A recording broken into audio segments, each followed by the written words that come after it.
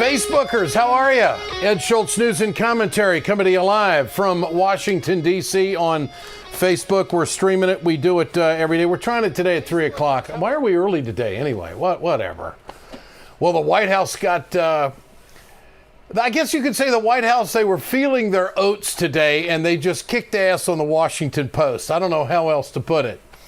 The Post had a headline today saying that the White House obstructed the testimony in front of the House Intelligence Committee of former acting Attorney General Sally Yates.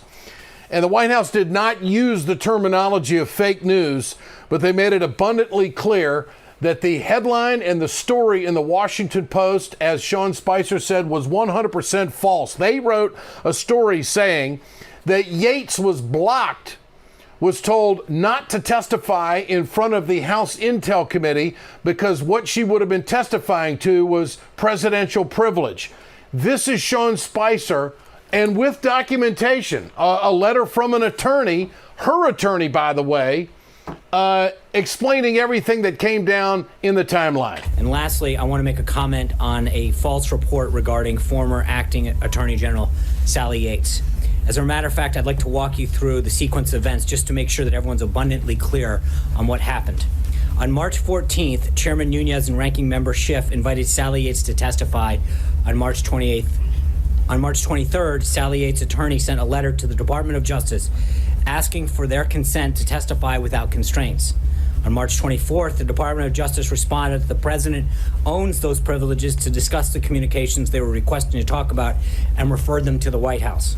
Also on the 24th, Ms. Yates' attorney sent a letter to the White House counsel requesting that consent, specifically stating that if they did not receive a response by March 27th at 10 a.m., they would, quote, conclude that the White House does not assert executive privilege over these matters. The White House did not respond and took no action that prevented Ms. Yates from testifying. There you have it. That cleared the way for Yates to go ahead and testify. So I don't know if Larry, Moe, and Curly are still working over at the Washington Post, but they totally got it wrong. If I'm the attorney that wrote that letter, I'd be really upset with the Washington Post. I mean, this White House press briefing today was more like a courtroom trial. And when Sean Spicer held up the letter, I mean, the room was silent. He goes on to jab him a little bit more. I hope she testifies. I look forward to it. It was never, let's be honest, the hearing was actually never notified. If they choose to move forward, great. We have no problem with her testifying, plain and simple. The report in the Washington Post is 100% false. The letters that they frankly publish on their website all back up everything I just read. All of the letters are available on their website. I hate to give them the traffic. But the reality is that they specifically say, if you don't respond, we're going to go ahead. We didn't respond. We encouraged them to go ahead. But to suggest in any way, shape, or form that we stood in the way of that is 100% false. So it would seem to me that Sally Yates, who is an attorney, highly regarded by many people. Remember when she was in the news and they were running General Flynn out? Everybody was talking about her high credibility and her high character. Now would be a good time for Miss Yates to come out and tell us who's right. Is it the White House? Or is it the Washington Post? And explain the letter that was sent. Not to get too legalistic on you, but if you got to get into the devil of the details on this. Spicer continues to critique the media for their interpretation and reporting on the actions of the chairman, Devin Nunes. I do think that he is running an investigation, which we asked for. And I think the thing that's important to note is there's somewhat of a double standard when it comes to classified information. When leaks are made illegally to the press and you all report them, the coverage focuses almost entirely on the substance of the allegation and that are part of an illegal leak, not on the illegal nature of the disclosure, the identity of the leaks, or their agenda. But when the information that is occurring now, which is 2 individuals who are properly cleared, or 3, or whoever he met with, I don't know, that they are sharing stuff that is entirely legal with the appropriate clearances, and then there's an obsession on the process. And it's you know what? I totally agree with that. I'm not, the mainstream media is reporting as if Devin Nunes, the chairman of the House Intel Committee, broke into the facility that had the information that he read and gave to the president. Look, all I'm saying is that there is now documentation to prove that the media is out to get this administration. That's as fair as I can be. Now, that doesn't mean that I totally support Trump on everything. I think Trump made a huge mistake today deregulating the coal industry. Okay? This isn't about what I think. This is news that is happening. Okay? So we're on the same page. Damn. I get tired every day just explaining this stuff. Look, you know what's different between this and Watergate? And I was old enough to understand what the heck was going on with Watergate back in the day. Okay? I was in my early 20s. Nixon had no backup. Nixon had totally the media after him. And there are entities out there that are now going to dig to both sides. And Congressman Trey Gowdy made an interesting comment. Have we really gotten to the point where the House Intel chairman can't brief the President of the United States on issues?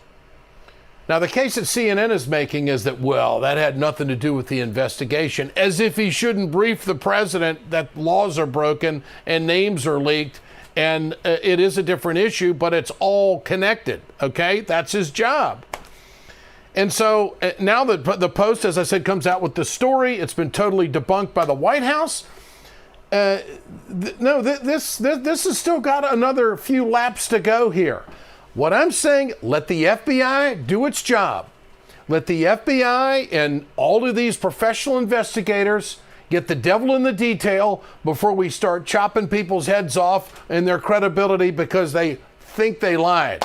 Now, you know what's interesting is that I never thought I'd ever see the day where liberals in this country are agreeing with Dick Cheney. Now, the Kushner meeting, the son-in-law of the president. I find it interesting all of a sudden that the mainstream media is willing to believe the Russians. Boy, this is a twist, isn't it? Kushner apparently, after the election, met with some Russian officials, and one of them was from a bank who allegedly was Vladimir Putin. Okay? We're getting intercepted by some space stuff here. Somebody, I see. It must, yeah, there you go. You had a text, and that's what it was. You're screwing up my lighting on this thing. Okay, whatever. All of you folks out there, don't text Brent right now because I get feedback in my ear because we're doing this live on Facebook. What the heck was I talking about? I lost my Dick Cheney. We were at Dick Cheney and Jared Oh, Kushner. yeah. Okay, so Russia's been the villain throughout all of this. But now that Kushner has met with the Russians, apparently after the election, there's a discrepancy. Kushner said that he was meeting with them to talk about transition, and then the banker was saying, well, no, actually, we were talking about business. So all of a sudden, the mainstream media is believing a Russian oligarch or a Russian banker just so they can get the Trump administration and Kushner his son-in-law. I mean, there's so many twists and turns in this. Who knows where the hell it's going to end up? That's why I say just let the FBI do their thing. Ed, I guess, we were talking about this today earlier. Is a lot of this coming after Trump? Obviously, Trump's an easy target. He hasn't had a lot of political career. He's a businessman. All these things make him a very, very easy target. But is a lot of this a lot of get back? Democrats. I think it is. I think the Democrats are completely pissed off that Obama was the most obstructed president in the history of the country. That's why I'd always give Obama a quarter, because no president had to put up with what he had to put up with. And he didn't get anything done in his second term, but executive orders. Okay? So, yeah, this is the Democrats. They want to take down Trump any way they possibly can. I say nobody should be taken down unless the facts take you there. And I don't see any obstruction at all by Nunes or anybody else on the committee. And the case that the Democrats are making right now is that they think that they can out-investigate the FBI. I'm sorry, I'm not there. I'm not there. I think that the investigation should continue. I think the fact that Manafort and Kushner and this other guy, Stone, is that his name? Yeah, Roger. And this Carter guy, they're all going to come testify. Adam Schiff can ask him anything he wants if he can keep his mouth shut on his opening statement for 15 minutes and maybe get to what the American people want to hear. So we'll see. I mean, it's a long process. I mean, and at this point, if we look at it overall, and not just in these intel briefings, and you know, we can use the healthcare as a perfect example. As lefties ourselves, wouldn't it be better to govern along? It'd be a lot better to govern. And say, we're not like them. We didn't. Look, you mark my words. Yesterday on this production, I said that the Freedom Caucus is not going to do infrastructure. It's going to have to be the Democrats coming to the table with the moderate Republicans or the Tuesday group or whatever the hell they call themselves. The Freedom people, they don't want to spend any money at all. They don't want to do anything on infrastructure. That's not going to happen. So Trump is finding out that this is going to be a mixed bag if he wants to get anything done. He's going to get tax cuts, and he's not going to need Democrats there. It's just a fight of how much they're going to cut. He'll get that. But on infrastructure and some other things he may need, and healthcare, of course, he's going to need the Democrats. Notice the president used the word loyalty the other day. They were doing a loyalty check with that healthcare vote. That's why they went forward with it. They didn't care how, or should I say, that's why they pulled it, because they knew who was going to be against them. That was a loyalty check as much as anything else. And I guess as we talk about all this, we're over 60 days in here. Is that right? Yes, over 60 days. We're closing in on, I think we're at 70. Aren't we in 70 yet? Somewhere, 64 the other day when he missed it. So yeah, we're either way. We're close to 70 days. Do you think he's learning how to function as the president? I don't think he's ever going to change. I think he'll try to do deals, but I think he keeps a scorecard. I think that's, and every politician does, keep a scorecard of who their friends are. Now, whether he's the Godfather or not, keep your enemies close, or whatever the heck that saying is. Can't get fooled again. On that note, I mean, it's Paul Ryan. Paul Ryan says Nunes isn't going anywhere. Well, not only that, but I meant like on the Trump, you know, he's been very close. I mean, you would have thought Paul Ryan, not exactly a moderate, but he's a relatively reasonable guy, it seems, and he's been working with Trump in a lot, and he's trying to do everything he can to make Trump a successful president. Is this positioning on his own right, or is it just that he knows what he has to do as Speaker? Well, I think he's well intended to move an agenda to privatization. I mean, he wants health care, but he wants it moved in the direction of the conservative wing. But he's trying to pass something. Look, how do you vote 50 times in the House to get rid of repeal, to get rid of the Obamacare, and then you got nothing when you finally have the power to do something? That's and I think Trump found out who his friends are. And the Freedom Caucus is going to cause him more problems down the road, guaranteed. By the way, the Washington Post, fake news, which I love today because they've written shit about me that isn't true. Thank you. See you tomorrow.